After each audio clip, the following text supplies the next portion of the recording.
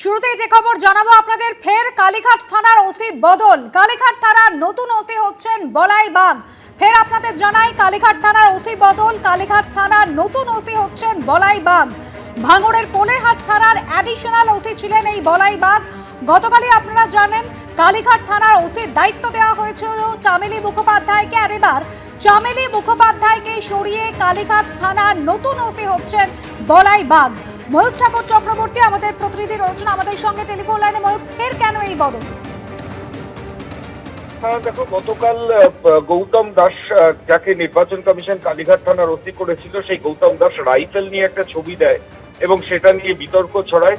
এবার তৃণমূল কংগ্রেসের তরফ থেকে ইলেকশন কমিশন, কলকাতা পুলিশ কমিশনারকে অভিযোগ জানানো হয় এবং তারপর গৌতম দাসকে সাসপেন্ড করে লালবাজার, সরিয়ে দেয় কালীঘাট থানা থেকে। শুধু সরানো নয়, তাকে সাসপেন্ড করা হয়।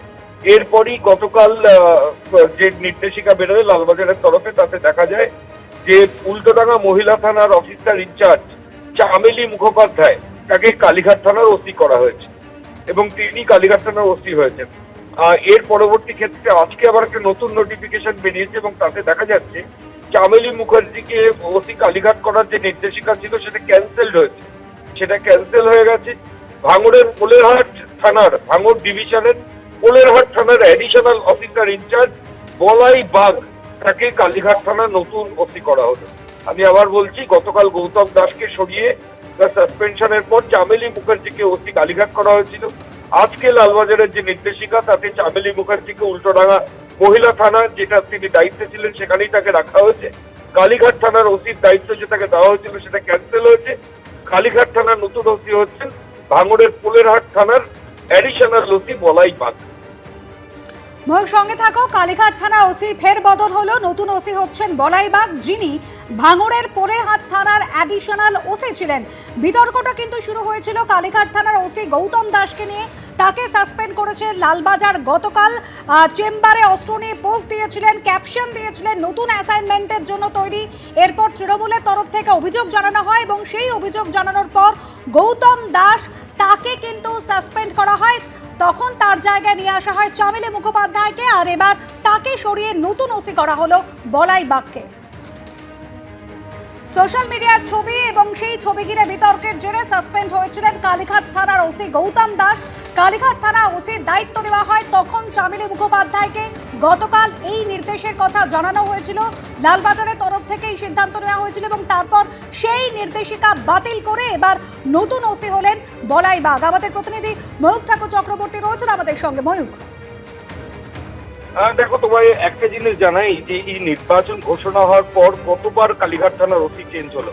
কালীঘাট থানার অফিসার ইনচার্জ ছিলেন সত্যজিৎ কর্মকার, আর সত্যজিৎ কর্মকারকে সরিয়ে যখন নির্বাচন কমিশন সারা রাজ্য জুড়ে পুলিশের রদবদল করছে, তখন একজন আধিকারিককে ওসি কালীঘাট করা হয়। সত্যজিৎ কর্মকারকে প্রথমে সরিয়ে দেওয়া হয়, তারপর যে আধিকারিককে কালীঘাট থানার ওসি করা হয় সে, তারপর আমরা জানি অমিত শাহ কে সঙ্গে নিয়ে শুভেন্দু অধিকারীর নমিনেশন ছিল। সেই ঘটনায় বিশৃঙ্খলতা হয় এবং তখন ওসি কালীঘাটের ভূমিকা নিয়ে প্রশ্ন ওঠে এবং তার পরবর্তী ক্ষেত্রে কমিশনই যে ব্যক্তিকে ওসি করেছিলেন সত্যজিৎ কর্মকারের জায়গায়, তাকে ফের সেখান থেকে সরিয়ে দেন এবং কালীঘাট থানার additional officer incharge Nirupam Dutta, তিনি ওসি এবং অ্যাডিশনাল ওসি দুটো দায়িত্বই একসাথে সামলাচ্ছিলেন। এর কিছুদিন পর আমরা দেখলাম যে additional officer incharge Nirupam Dutta, তাকেও সরিয়ে দেওয়া হলো এবং সেই জায়গায় গৌতম দাস তাকে কালীঘাট থানার ওসি করলো এবং সেটাও কিন্তু নির্বাচন কমিশনই করলো এবং সেই কমিশনের সেই নির্দেশিকার পর ভোট হলো। ভোটের দিন গৌতম দাস ভবানীপুর বিধানসভা কেন্দ্র মুখ্যমন্ত্রীর সেইখানে দায়িত্ব ডিউটি করলেন। তার পরবর্তীকালে তিনি একটা রাইফেল নিয়ে ছবি দিলেন। এবার গৌতম দাসকে আবার সাসপেন্ড করে দেওয়া হলো এবং গৌতম দাসের জায়গায় উল্টোডাঙ্গা মহিলা থানার অফিসার ইনচার্জ চামেলি মুখার্জিকে আবার ওসি করা হলো। আজকে আবার দেখা যাচ্ছে সেই চামেলি মুখার্জিকেও কালীঘাট থানার ওসির পদ থেকে ক্যান্সেল করা হয়েছে এবং সেখানে ভাঙড়ের কোলেরহাট থানার অ্যাডিশনাল অফিসার ইনচার্জ বলাই বাগ, তাকে ওসি কালীঘাট করা হয়েছে। গত এক মাসে অন্তত 4 থেকে 5 বার এই কালীঘাট থানার ওসি এবং অ্যাডিশনাল ওসির রদবদল হলো, যেটা কিন্তু সাম্প্রতিক অতীতে বেনজির কোনো থানার ক্ষেত্রেই। ধন্যবাদ ময়ূক। এবিপি আনন্দ, এগিয়ে থাকে, এগিয়ে রাখে।